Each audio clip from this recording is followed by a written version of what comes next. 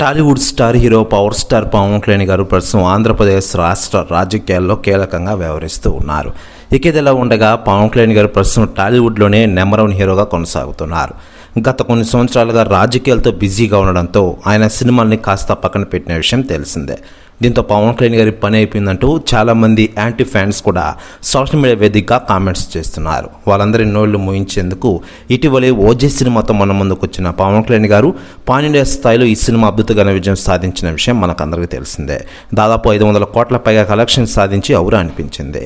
మరోవైపు పవన్ కళ్యాణ్ గారి గురించి సినీ సెలబ్రిటీలు స్పందిస్తూ ఉండగా తాజాగా హీరో ప్రదీప్ రంగనాథన్ స్పందించారట. ఆయన మాట్లాడుతూ పవన్ కళ్యాణ్ గారి గురించి నేను చెప్పేదేముంది, అడవిలో ఎన్ని జంతువులున్నా సింహం ఒకటే రాజు. టాలీవుడ్లో ఎంతమంది ఉన్నా పవన్ కళ్యాణ్ గారి తర్వాతే ఎంత పెద్ద హీరో అయినా ఇది అందరూ గుర్తుంచుకోవాలి. ఓజీ సినిమాతో మరోసారి ఈ ప్రపంచానికి టాలీవుడ్లోనే నెంబర్ 1 హీరో పవన్ కళ్యాణ్ గారని అందరికీ తెలిసిందే.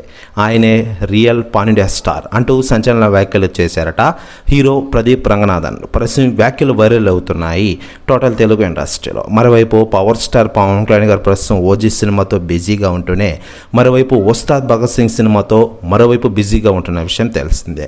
వచ్చేడాది ఈ సినిమాని గ్రాండ్గా రిలీజ్ చేయనున్నారు. డైరెక్టర్ హరీష్ శంకర్ ఉస్తాద్ భగత్ సింగ్ సినిమాని దర్శకత్వం వహిస్తున్న విషయం మనకందరికీ తెలిసిందే.